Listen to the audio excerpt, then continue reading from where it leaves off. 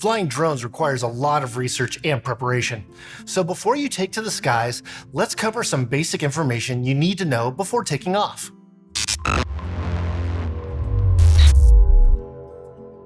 Chris here from Videomaker.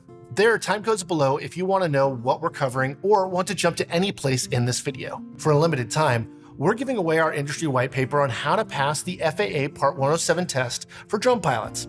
If you ever plan to make money with your drone footage, by law you need to get certified, and our report will help you pass the test easily. Sign up today at videomaker.com/drone or click on the card.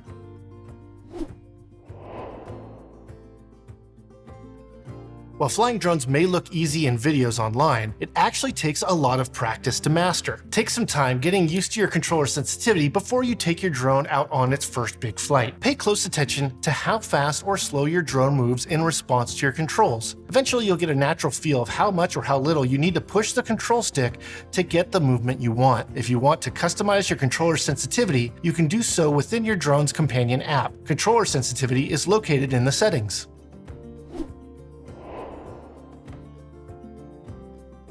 While you're getting used to flying your drone, there are a few things that you can practice to ensure you, your drone, and others stay safe as you learn. First, for your own and others' protection and safety, keep your drone away from people not involved in the flight and any kind of property that isn't yours. Imagine there's an invisible bubble around the bystanders and buildings. The bubble should extend about 10 to 15 feet out. If you enter this bubble at any time during the flight, you're in the danger zone. As long as you stay outside of the bubble, you're good to go. Also, if you're manually tracking a subject, be sure to keep the 10 to 15 feet bubble in mind as well.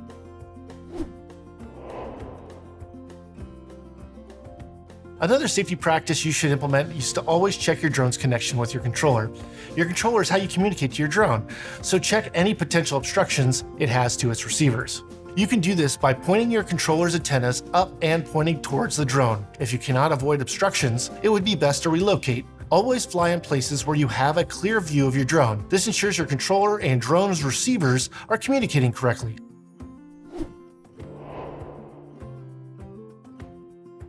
And just like a commercial airplane, you do need to set your phone to Do Not Disturb mode and turn off your Wi-Fi. This truly helps to minimize any electromagnetic interference that may occur during your flight. Next, it's important to plan your drone's flight path before you fly. Some drones let you set keyframe points in their companion app. With the Skydio 2 Plus, you can program your own flight path using their keyframe skill. In the Skydio app, you navigate to Flight Skills, to Cinematic, and then to Keyframe. There, you can set your flight's first keyframe. Note that the first keyframe will act as your drone's end point. You can add more keyframes to create your own flight path. Additionally, you can adjust the drone's camera and position as well. Once you're happy with the flight path, hit play and watch your drone go down your custom flight path. Your drone will begin the flight at the last keyframe added. You can replay this flight path as many times as your battery will allow. Make sure to adjust the speed or modify the camera angle while in flight.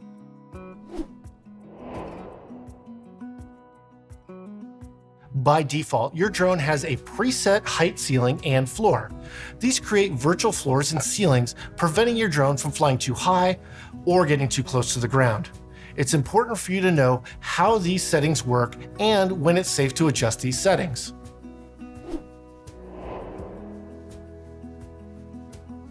If you plan to adjust your drone's flight ceiling, note that the FAA states that all drone pilots shouldn't fly over 400 feet.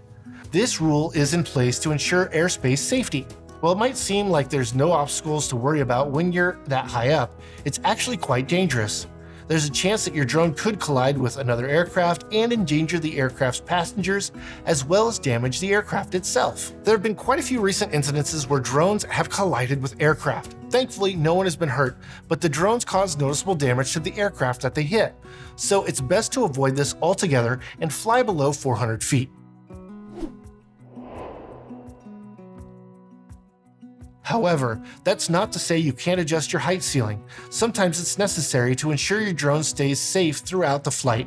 For instance, if you find yourself flying in a confined space, you can adjust the height ceiling so your drone's maximum height is limited, helping you navigate within the environment safely.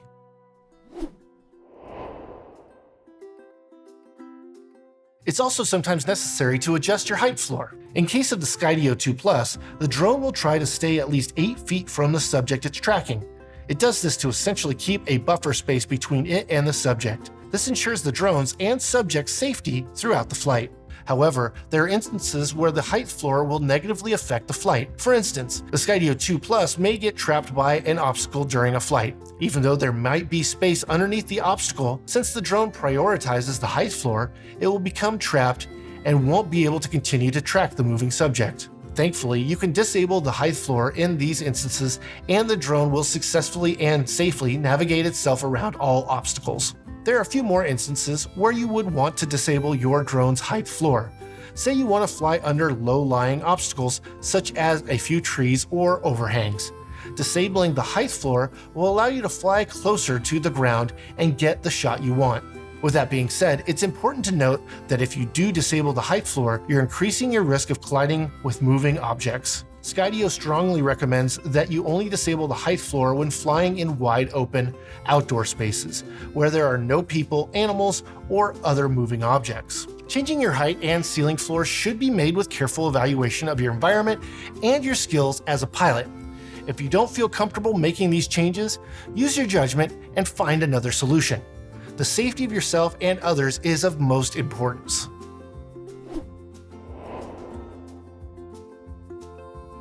If you're confused or curious about flying, don't hesitate to read the instruction manual carefully and do some research on the internet about how to fly.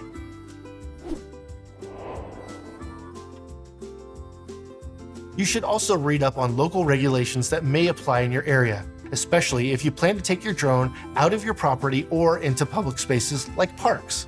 All this preparation will prepare you to fly your drone in a variety of different environments and situations. It will give you the foresight to know when not to fly as well. If you've made it this far, consider subscribing and liking this video. And don't forget to click on this card to get our industry white paper on how to pass the FAA Part 107 test for drone pilots. In the next video, we'll cover how to capture breathtaking cinematic drone footage. Thanks for watching.